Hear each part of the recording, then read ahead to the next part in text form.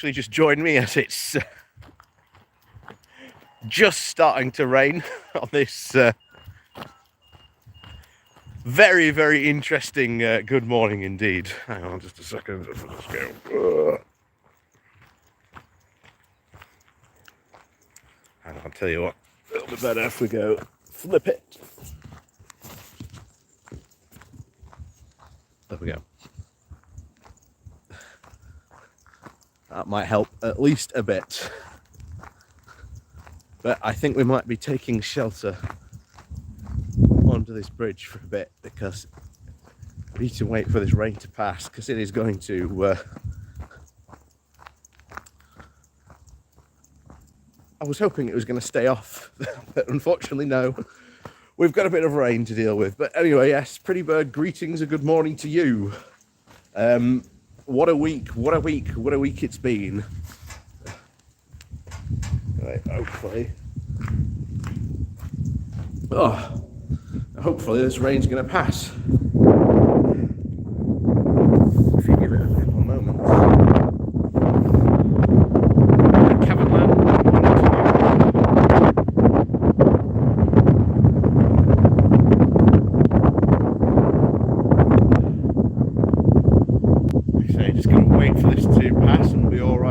Crowban, afternoon to you. Kath OG, good morning to you. Loki's children, good morning. What a week for Tory Sleaze. What a week indeed. And we will be going over that because boy is it a story. Like, oh, hang on. Let the train pass over. There you go. When you realise like what the story is and where this like python of a snake story has gone and come from over the couple of weeks, you generally can't believe the amount of sleaze, scandal and corruption one story could hold. But it has managed it somehow. It really has managed it somehow. Anyway, has the rain passed over? I think it has.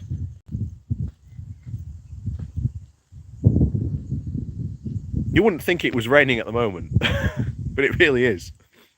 Anyway, PE, good morning to you. Ben, good morning to you. Sorry state for this Tory government. Has been depressing debacle. Indeed it has. Oraman, good morning to you. Kath OG, I thought Prince Charles won this week. He sort of did, in a way. But, well, I think we are okay. So yes, hopefully the rain stays away. But yeah, before we go into the rest of this sleaze story, because it is a story.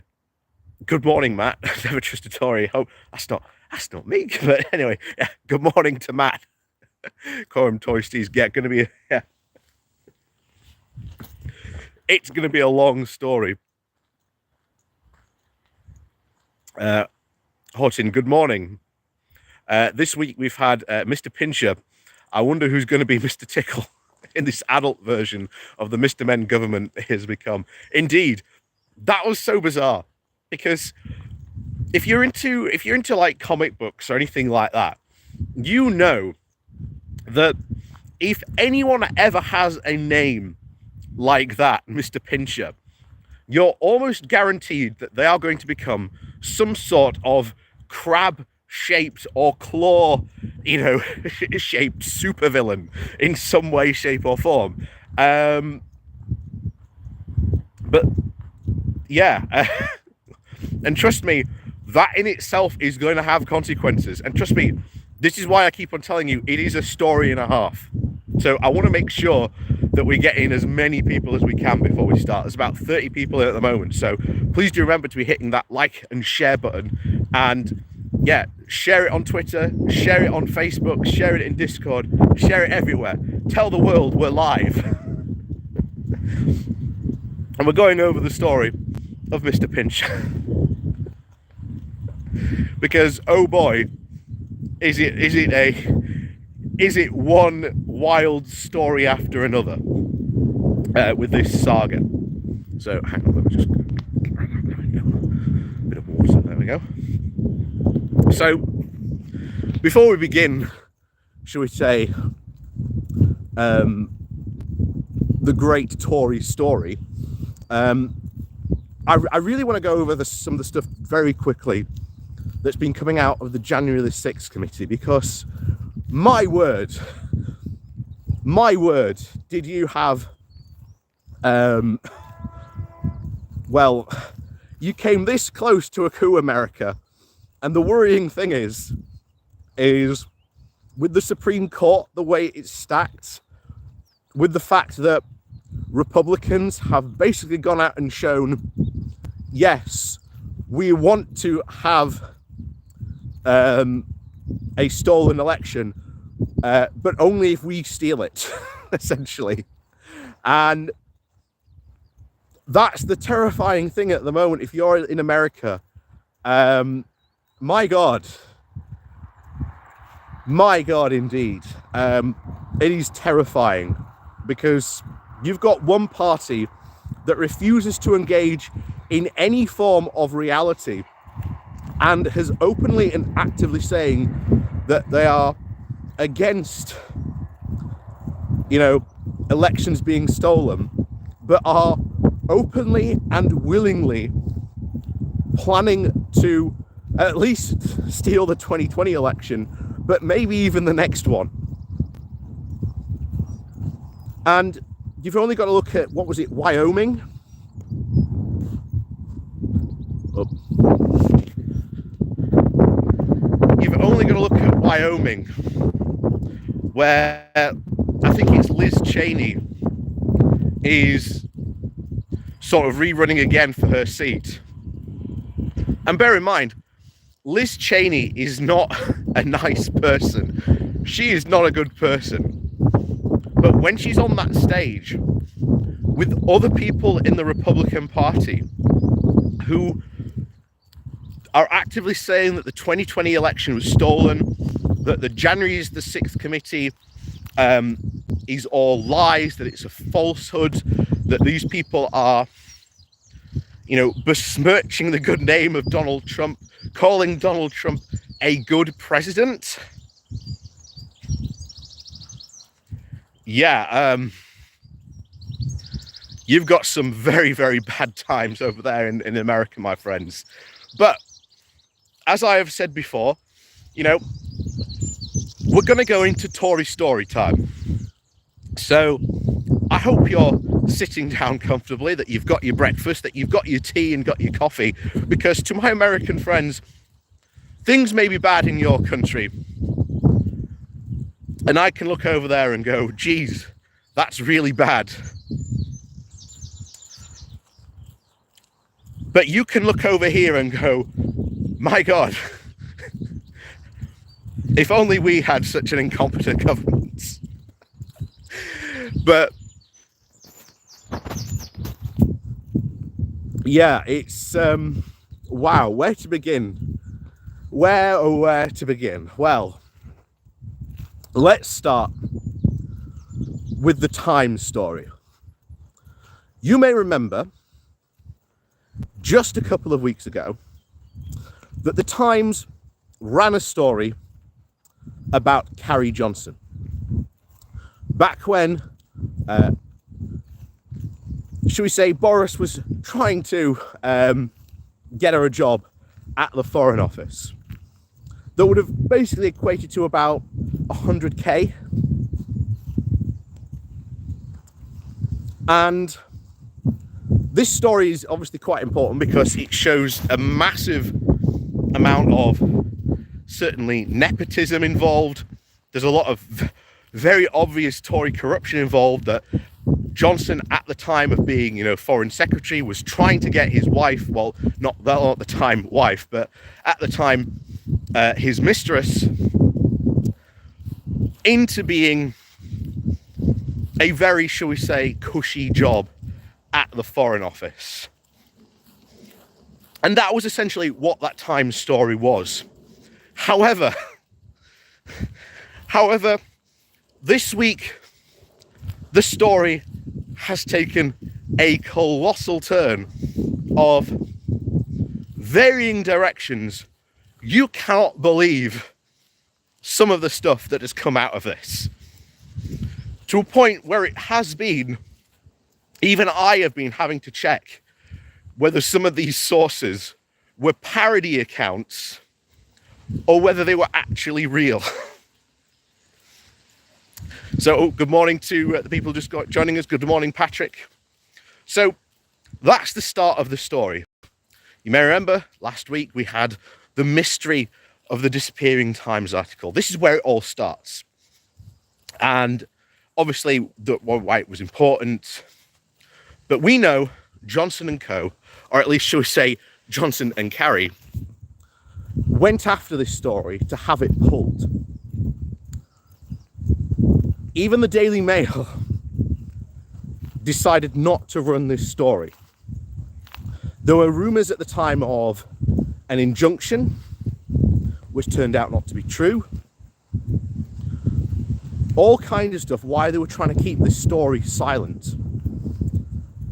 So what's happened? Well, it all breaks on Wednesday, last Wednesday, when of all the things to be reporting this,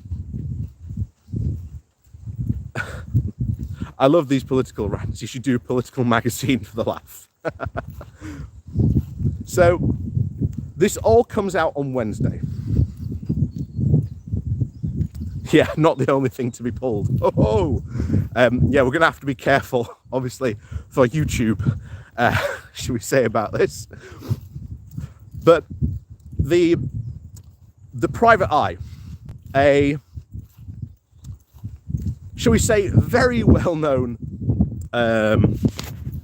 publication here in the UK. I'm not too sure about how, shall we say, a non-UK reach Private Eye has, but it's very well known here in the UK of being, you know, a bit of tongue-in-cheek, but also really reporting some of the political news that goes on here in the UK. And it comes out with a story that during that time that Johnson was, well, trying to get Carrie a job at the Foreign Office, a certain someone, and we'll come on to who that certain someone may or may not be, but it's also a point that we also need to point out that we need to add a large dollop of alleged into this story, because this is all very much at the moment still rumours, still speculation. None of this has been confirmed. So we've got to give you all yeah, sorry if I do give you nightmares, Chthonic. So we've got to give you, shall we say, a large dollop of this is all alleged. So bear that in mind with anything going forward. So bear that in mind. Everything we go from here is all alleged. Again, just covering myself just in case, because you never know. So, a certain someone walks in on Boris Johnson in the Foreign Secretary's office, where, what's the best way to put this? Where shall we say,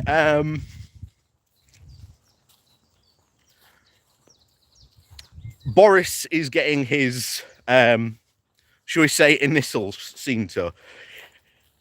He's getting his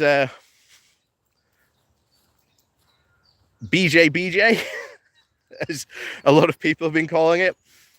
He's got his, shall we say, morning sausage. Hopefully no one's having sausage for breakfast this morning. But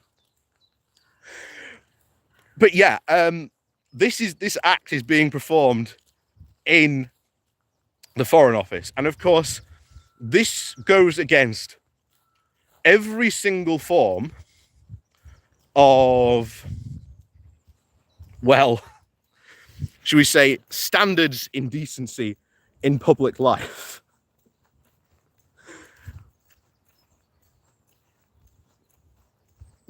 Yeah, halfway through a hot dog. Sorry about that.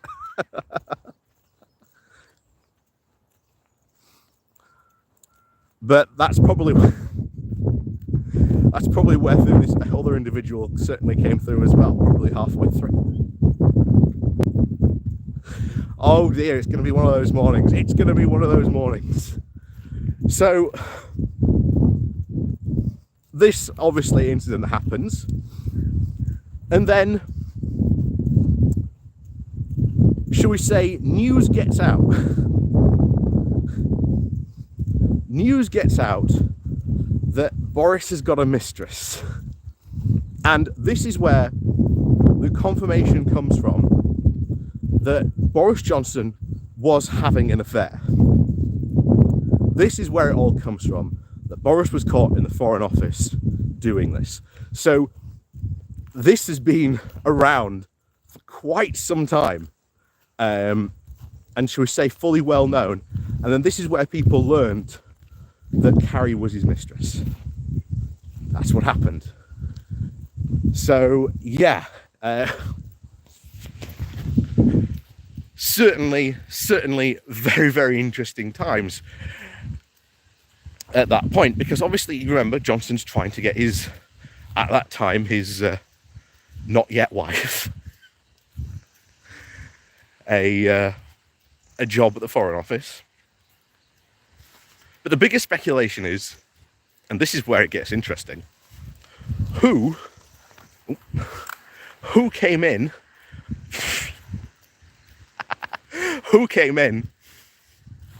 on Boris halfway through?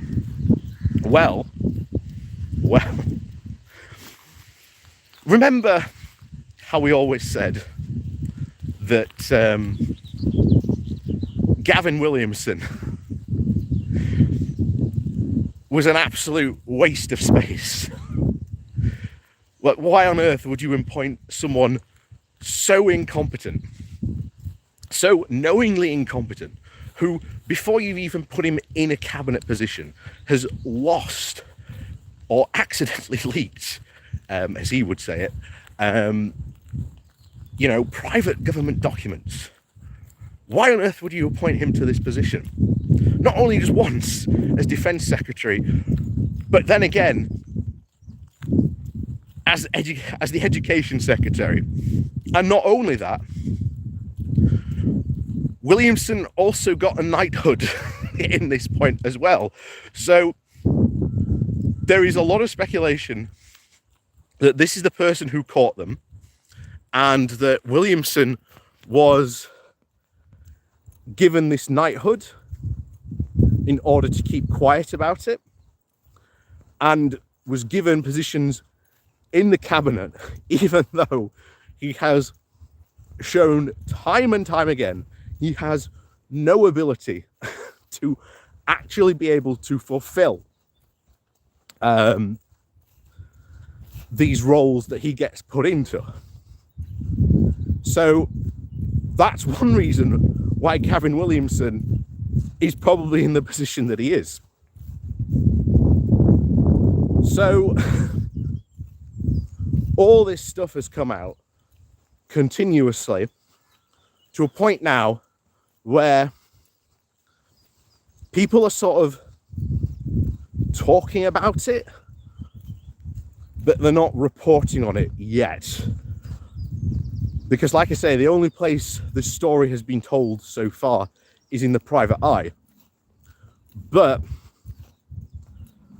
I certainly expect this story might have legs. And I think you're going to be seeing it a lot this week. I absolutely think you're going to be seeing this a lot this week, this story. So this is going to come up again and again and again this week. And I wouldn't be surprised if Johnson gets asked in PMQs about this, shall we say, particular story.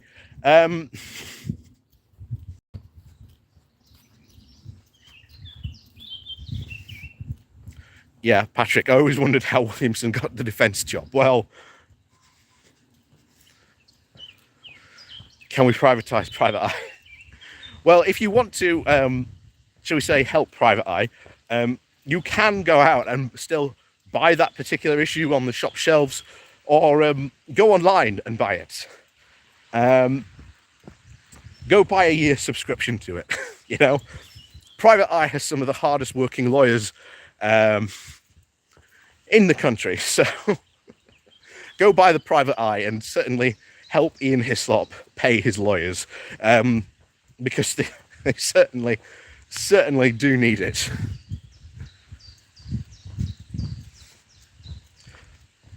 Yeah, it's all very sordid, yeah.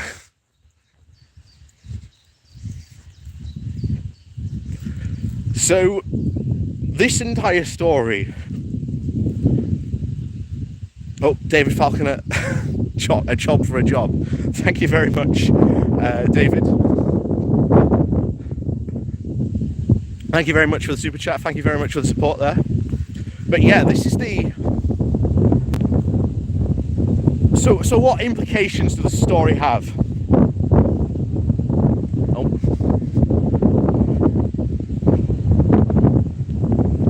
On certainly a lot of things. Well, before we get talking about the implications, we also have to talk about what also came out this week as well. That is, of course, one Mr. I think it was Peter Pinch. You know, what a name! What a name! I think it is. Is it Peter Pincher? That's another thing, Catholic. Yeah, that's another thing we have to discuss as well. The hairdresser rumor that's been going around. We really have to discuss that as well as on today as well, because that's another. And we must stress that is a rumor at this point still. So whether that's true or not, we don't know. So we'll get on to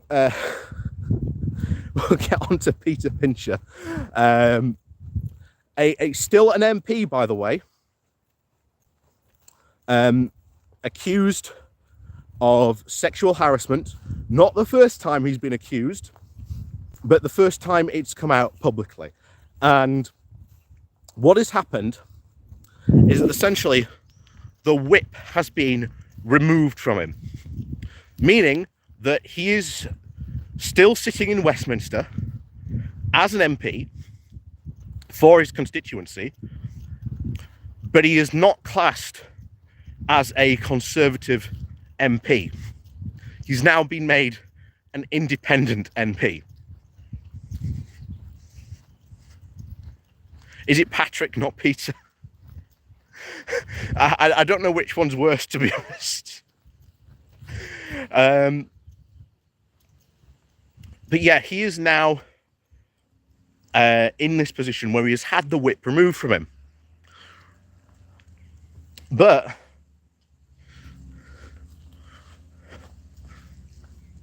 this sets an odd precedent, Chris Pincher. Actually, I can't. We'll wait here for a moment while it's tipping it down with rain a bit still, but at least we're under cover. So this has annoyed a lot of people in the Tory party, because you are right, Isis. They could have suspended him, but even then, it's not being seen as wouldn't have been seen as a suitable punishment, because there has been a lot of sleaze around this Tory government, and because they are continuing with these cases coming out again and again and again, it's all lining up. It's all lining up. So much sleaze to a point where this is what toppled John Major's government, and ultimately it's very going to be around that. And you are right. This has annoyed not only just Tory MPs, the fact that he hasn't stood down from his position so that they could, well, that will mean another by-election, which could almost certainly guarantee probably another Lib Dem win, because this is another southern seat. So that will be, again, very embarrassing for them. But it's also annoyed the local Conservative Party, who are up in arms that he has not stood down and that the Conservative Party has done it this way. Because while, again, it removes Tamworth, that's it, while it has removed sort of him as a member of the Conservative Party, Tamworth used to be Labour. All right, okay, so that might go back to Labour then. But I think it was 2010, I think the Conservatives took it. Yeah, this is my geography is going out of the window now. Tamworth, where's Tamworth? Never mind. But yeah, it's a seat somewhere. But that's not real. That's not real the story at the moment. So yeah, this is going to really hit the Tory hard, because this is really affecting, as we've talked about before. You've got the Tory Parliamentary Party and the non-Tory Parliamentary Party. And this is who Johnson is continuously annoying, because these are the people who, if you may remember, in 2019, he had his purge, and all those people that he purged at the time from the party still remained Tories, but they are now in the non-parliamentary party. And they have been continuously pushing against Johnson and what he has been doing in the Tory party. These are the moderates that want to take back of their party from these extremists, most notably the Brexiteers, who have taken over their party. And certainly at this Tory conference, there is going to be a massive showdown of epic proportions. There is probably a good chance that when Boris Johnson walks out on stage, he could be very well, rather than, shall we say, be applauded, may very well be booed as he goes out on stage. Not only that, we could potentially see Tory party not only taking over the Tory rebels taking over the 1922 committee, sweeping away any of Boris Johnson's allies on there, but changing the rules so that they can get rid of Johnson. Because even now, other Tories know. They know that the longer they keep Johnson, the more damage he is doing. And that seems to have finally set in to a lot of people. Even people who just last week, before the by-elections, were loyal to Johnson, have now thought, maybe that vote of no confidence was the best time to get rid of him. So make no mistake, I've talked about a Tory civil war happening, but I think we can officially conclude there is a Tory civil war on.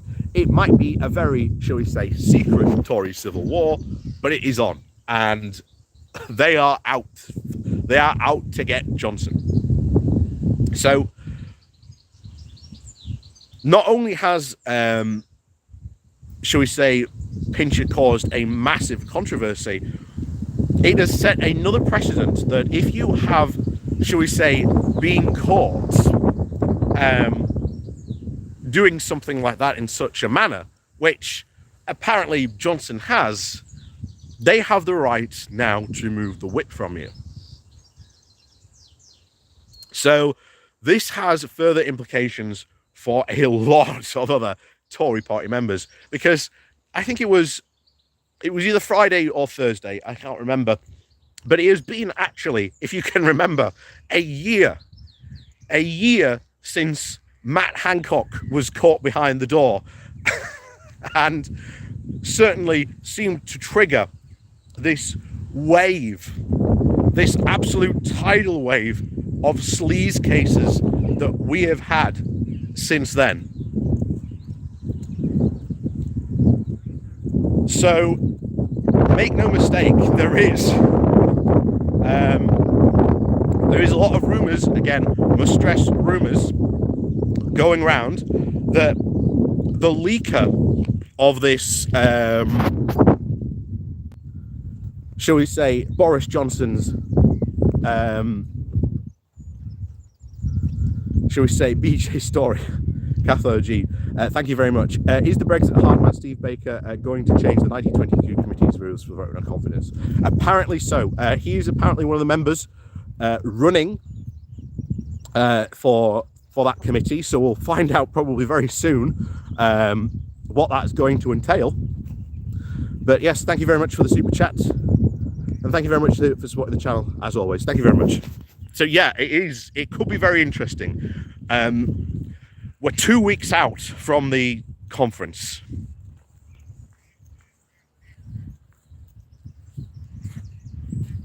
You say that the Pincher story took yeah, by a pinch. Very, very true. Very, very true. So there's rumours that this is Matt Hancock's doing. That Matt Hancock heard about this rumour, and he's the one that leaked it. Because if you may remember, at the time, there were stories about who was the leaker of that footage of Matt Hancock. And you may remember when we went through the culprit list at the time, Boris Johnson was on that list. So it may very well be that Matt Hancock has been sitting on that information for a while and released it. But this is not the only story, as Cathonic brought up. And we must say, at this moment, this is a rumour. This is a rumour. I want to make that very perfectly clear. What we're about to say next is entirely a rumour. But we have been hearing that Boris Johnson had a Canadian hairdresser. And apparently this happened, an alleged rumour. Let's get this perfectly right. This is all an alleged rumour. That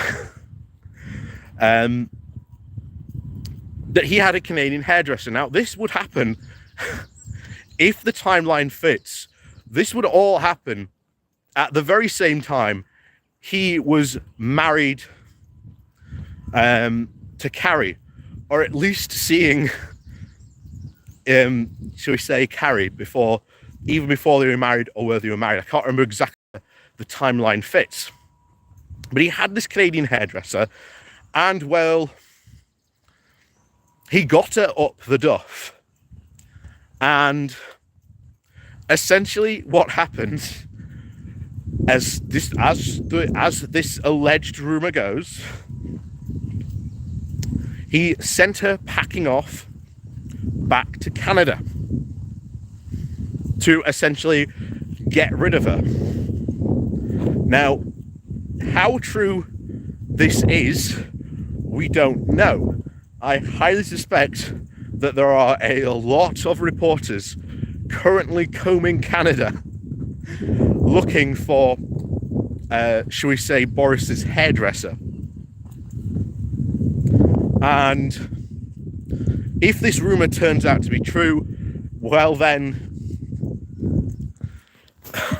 this is yet another, shall we say, child to add to the list for Boris Johnson.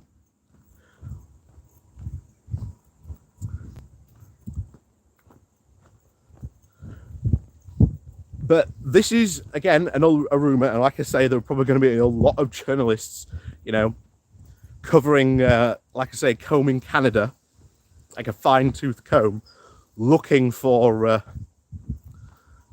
this hairdresser. Because if it does turn out to be true, this is going to be yet another massive Tory scandal. Because imagine this. Not only are you cheating on your wife when she's got cancer, but you are then having an affair with someone and performing, shall we say,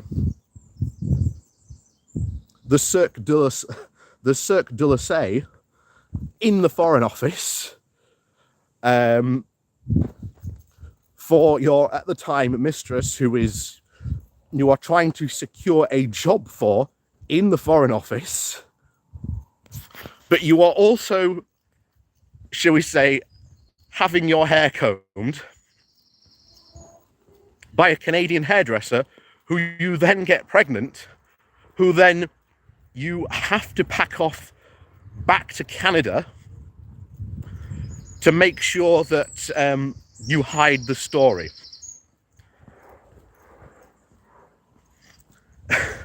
You know, we did say that Johnson was a sleaze magnet and he attracted sleaze to him. Well, very quickly, and we always said, look, it won't be long, you know, before the next story comes along. Because this is how they tend to happen. This is all how it all tends to come out. You know, a year later, bang, the story comes out.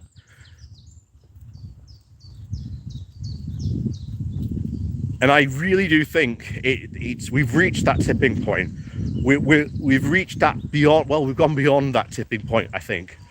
I think that the whole Partygate and the Sue Gray report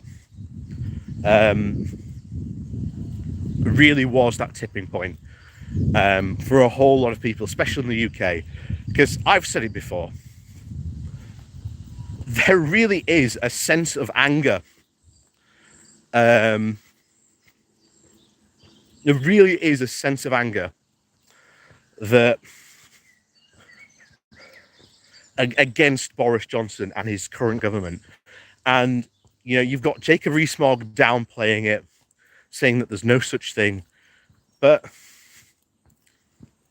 you know, you only have to walk about the streets or even sit in a pub and, you know, listen out for someone talking about politics. And you can genuinely hear the anger in their voice. And the cost of living crisis, inflation. And bear in mind, we haven't even got to the worst yet of the cost of living crisis and the energy crisis that is going to very, very much hit this all in one. That the Tories know is coming. They know that these are problems, but because they are such an inept government, rather than laying out plans to help people to deal with problems, the best example is, of course, the current COVID is making a comeback.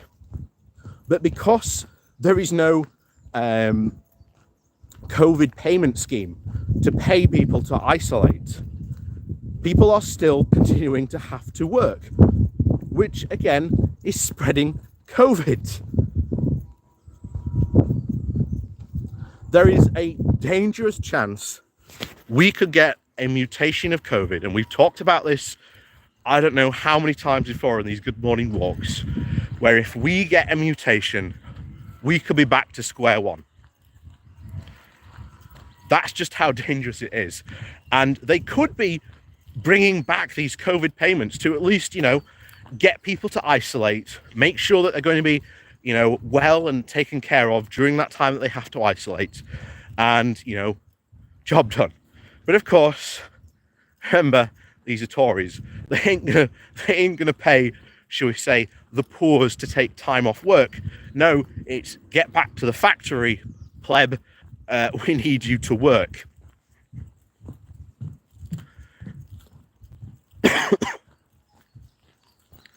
And this is very much the attitude the actions that have gone into this, of that these people aren't thinking long term. They're not even thinking, you know, short term.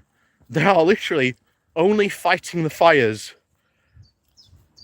that are popping up now and not even thinking long term. They are more interested in trying to pass this bizarre, what can only be called a Tory Bill of Rights. You've got problems with, again, the entire Brexit deal. You've got rumours going around that there's going to be a rebellion on the Australian trade deal, that when it comes to Parliament to try and vote on it, they are going to vote to overturn it, because the Farmers Union has been lobbying hard to get this Australian trade deal thrown completely out, because it was rushed, it's unusable, and it's going to basically destroy the British farming industry as we know it, by essentially putting a ticking clock on tariffs. So there is a lot of stuff going to happen. And I think when that Australian trade deal comes up to a vote, that could be very interesting, because if it maybe just passes, you could then maybe get a situation in the House of Lords where they bat it back to the Commons. So, yeah.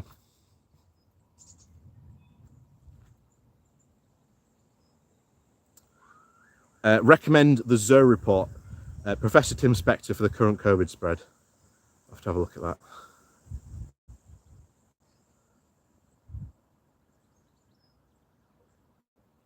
I feel sorry for all those children looking around, looking like Boris Johnson. Caroline, you need to go. Have a good weekend. Have a good weekend too.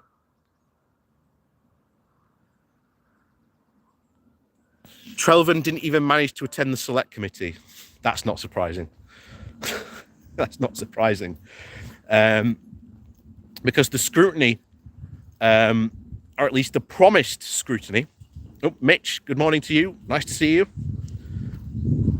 There's the promised scrutiny for this trade deal has not been delivered.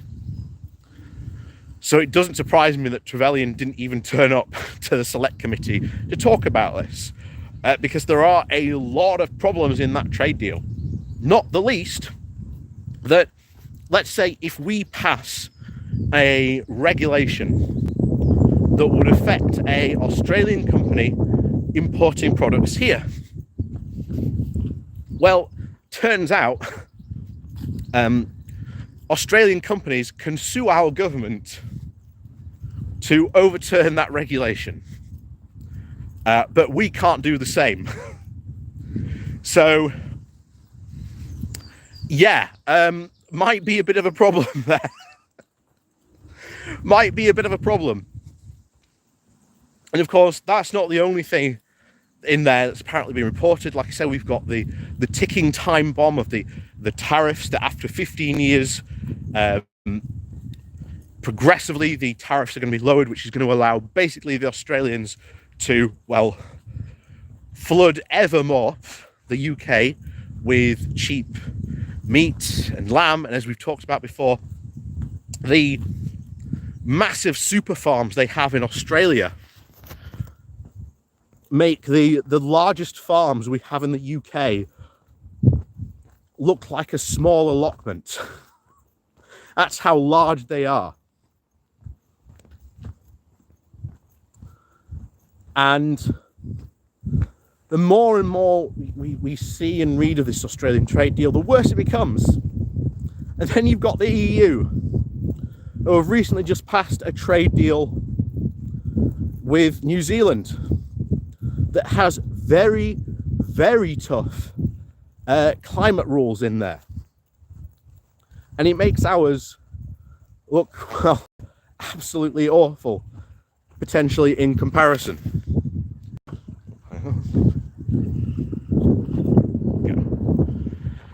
So,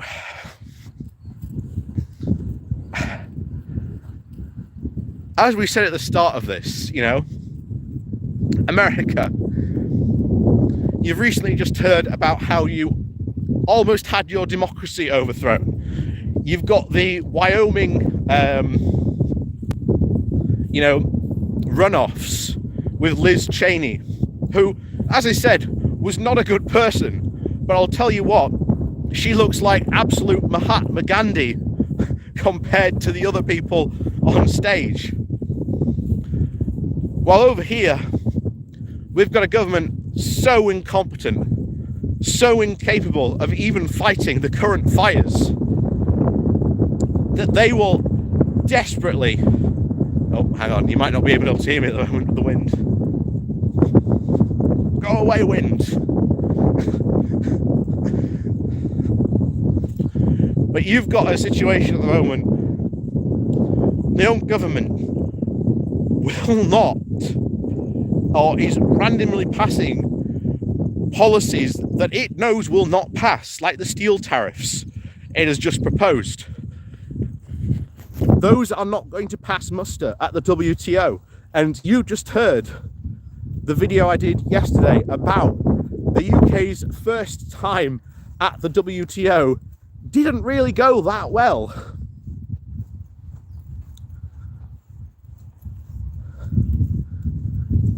And yet we've had Johnson away for the past week or so. I don't know when he's scheduled to come back. He may be on his way back now as we speak.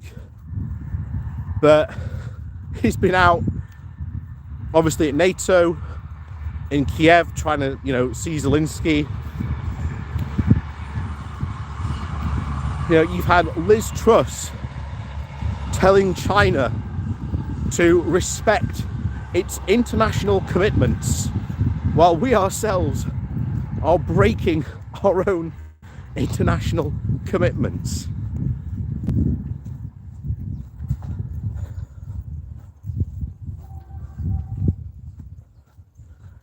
We you know, why should China listen to us? You know? Yeah. We can only hope that Boris really is stupid enough to do that, because I'll tell you what, we had, you know, we've talked about how the Labour Party are preparing potentially for an election to happen this year.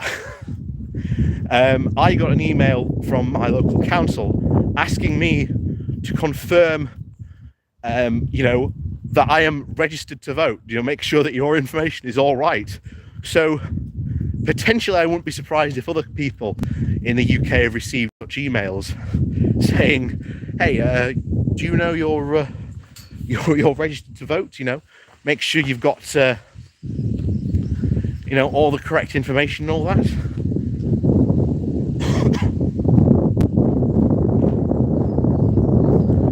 So even they're expecting an early election. And to be honest, this is the only way we can get rid of Johnson very quickly and very easily.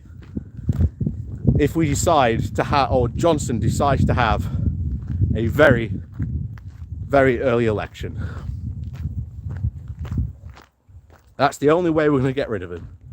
Because I'll tell you what, the Tories have already set out their stalls. We are not prepared to keep Johnson for the next 2 years. And as funny as that would be, to watch all that and report on all this for you, it would not be good for the government. And it even takes more of a cake, because Dathonic bringing up Labour and getting PR in. You've had Nigel Farage. I'm probably going to have to find a way to get it, but it's behind the Tory graph paywall, making the case as to why we should bring in PR. So if I can get behind that paywall, I will most certainly bring the story and bring the news to you on that front. So as always, it's been an absolutely fantastic good morning walk with you all, as always. Please do remember to hit that like, share and subscribe button if you are new to the channel. And of course, share it with everyone. Share it on Twitter, share it on Facebook, share it in Discord, share it wherever. And of course, down below, there are links to my Patreon page and a one-off day link called Buy Me Coffee, where you can buy me a coffee, which I might be using to try and get past that paywall to go with the article. And of course, you can join the YouTube channel through the subscriptions as well. Channel members will know, or will have seen recently, I posted the new designs, the new rebrand we're getting for the YouTube channel, which I think looks really, really cool. So we're getting brand new logo, brand new headers, brand new badges, brand new emojis for you. It's going to be great. So, with that said, thank you very much for watching. Oh, hang on. So now we haven't had a whole lot of ponies today, but there you go. More a horse than pony, but you get the idea. So, as always, thank you very much to joining us all. Like I say, please do remember to hit that like and share button on your way out. And of course, we'll see you all next week for another good morning walk.